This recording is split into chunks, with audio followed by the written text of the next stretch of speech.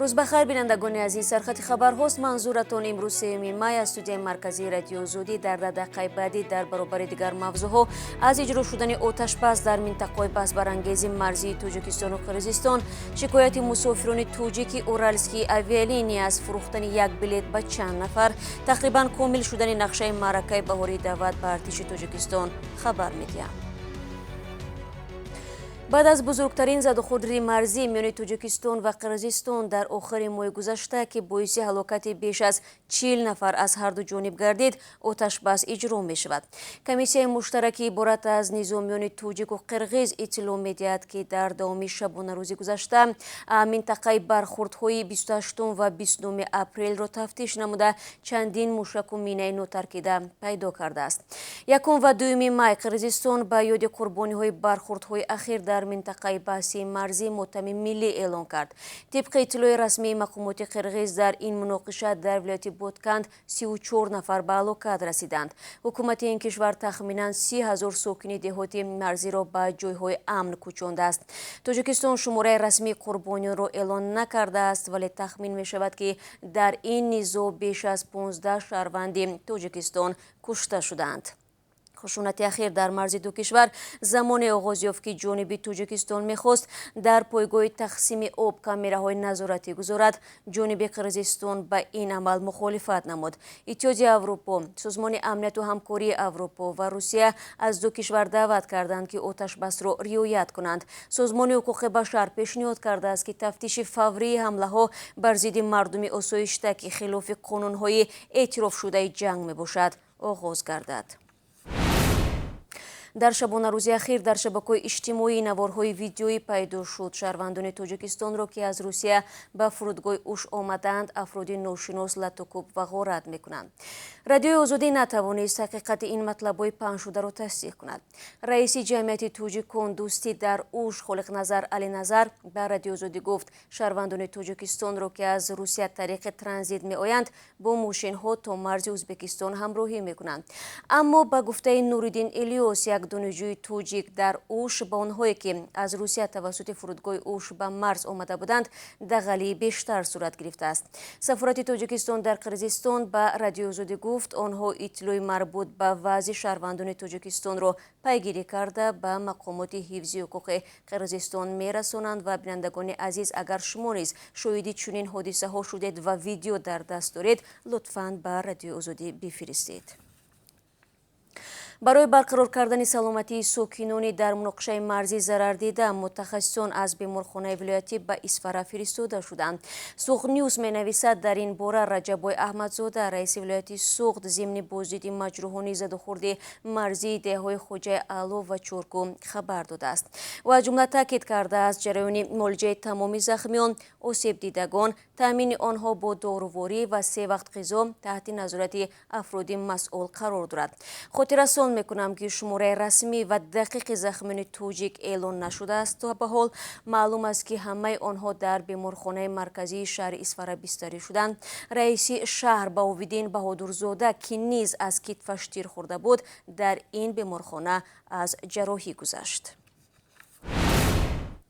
محیدین کبیری رئیس پیمان ملی و همزمان رهبر حزب در تاجیکستان ممنوع نهضت اسلامی در یک مراجعه ویدیویی در یوتیوب مردم تاجیکستان و قرقیزستان را به مصالحه خوانده مناقشه اخیر را نتیجه بی‌عملی مقامات و سیاستمداران دانسته است.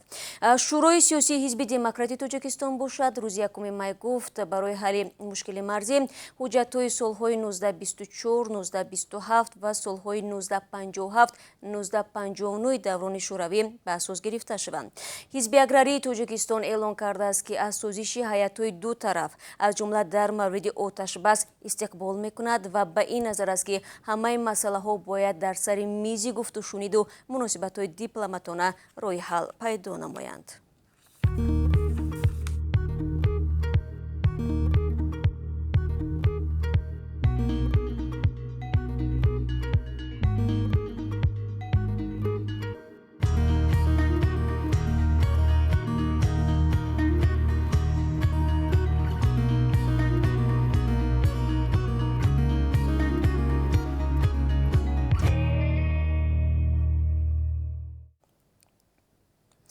тақдими хабарҳоро идома медиҳам. Чанде аз муҳоҷирони кори тоҷик ки бо нияти сафар ба Русия аз ширкати ҳавопаймоии Уральские авиалинии билет хариданд, имрӯз ба Радиои Озодӣ арз карданд ки рӯзи парвоз ба фурудгоҳ омаданд, вале маълум шуд ки як билет ба 3 нафар фурӯхта шудааст ва онҳо натавонистанд сафар кунанд.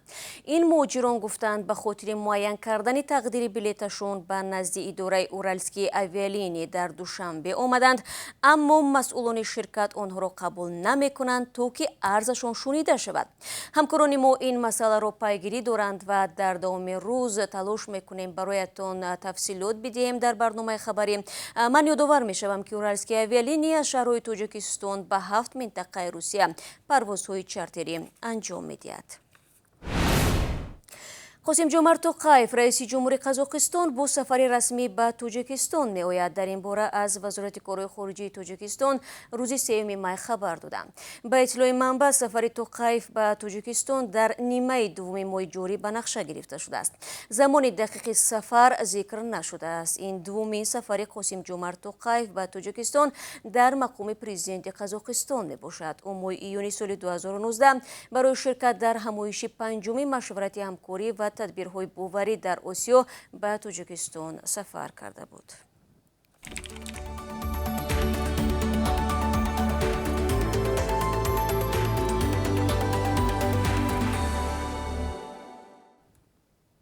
шумо хабарҳоро аз Радиои Озодӣ тамошо доред. Дирӯз президенти Амрико Ҷо Байден 10-умин солгарди амалиёти куштори раҳбари созмони террористии Ал-Қоида Усома бин Лодинро ёд намуда, бори дигар дар бораи беруншавии сарбозони Амрико аз Афғонистон ҳарф зад.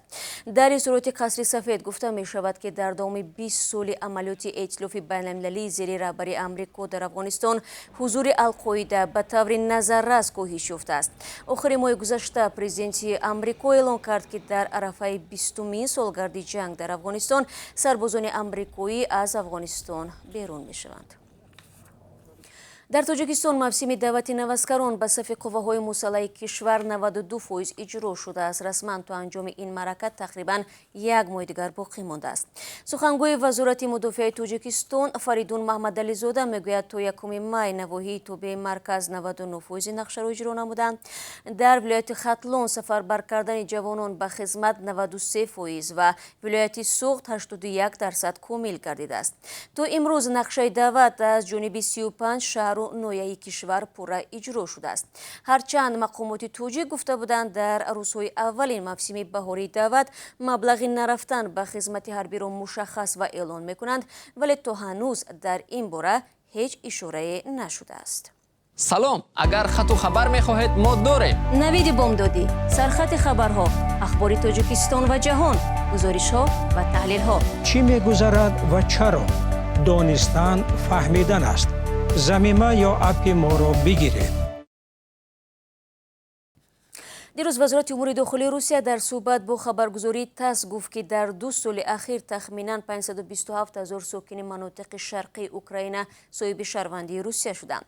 ҷудоихоҳони шарқи Украина ки аз тарафи Москав пуштибонӣ мешаванд, бар зидди ҳукумати марказии Украина қиём карданд. дар соли 2019 президенти Русия Владимир Путин дастур дода буд ки сокинони ин минтақа ба таври сода ва зуд соҳиби шаҳрвандии Русия шаванд. Украина тақдими шаҳрвандии Русия ба сокинони вилоятҳои Луҳанск ва Донецкро халалдор намудани соҳиби истиқлолӣ унвон дода, таъкид мекунад ки ҷудоихоҳон аз дастгирии сиёсӣ, низомӣ ва иқтисодии Москав баҳраманд мебошанд. сарфи назар аз шаҳодатҳо, Москав даст доштанаш дар низои шарқи Украинаро қотиёна рад мекунад. охири ҳафтаи гузашта наҷотдиҳандагони Кумитаи ҳолатҳои фавқулодаи Тоҷикистон боз 2 ҷасади ноболиғонро аз об берун оварданд. Ба қавли манбаъ, писарбачаи 12-сола 26 апрел вақте аз мактаб ба хона бармегашт, ҳангоми гузаштан аз болои қубур ба оби пуртуғёни канали Ҳисор сарозер шудааст. наҷотдиҳандагон ҷасадро баъди 4 рӯзи ҷустуҷӯ дар масоҳати 1800 метр дуртар аз ҷои ҳодиса пайдо карданд. ҳамчунин 1 май писарбачаи 5-солаи деҳаи ҷовидони ҷамоати шаҳри Ҳисор ба дарёчаи Қаратоғ афтида ҳалок шудааст. Кумита аз сокинон хоҳиш кардааст ки фарзандони хурдсолашонро беназорат нагузоранд. Ба онҳо қоидаҳои ҳаракат дар роҳ, гузаштан аз болои пулҳоро омӯзанд. حالا برایتان درباره قرب رسمی اسعار خارجی در تاجیکستان اطلاع میدهم. بانک ملی برای امروز نرخ $1 را 11 سومونی و 32 درم و 1 یورو را 13 سومونی و 67 درم تعیین کرده است. امروز 3 مای قرب روبل روسی نظر به آخر هفته گذشته پایین رفته است. نرخ از روبل روسی 150 سومونی و 40 درم مقرر شده است. بینندگان عزیز، سرخط خبرها را اینجا به پایان میبرم، اما با شما خیر خوش نمی کنم زیرا در پیش برنامه اخبار آزادی داریم. روز خوش و تا ملاقات نوبتی.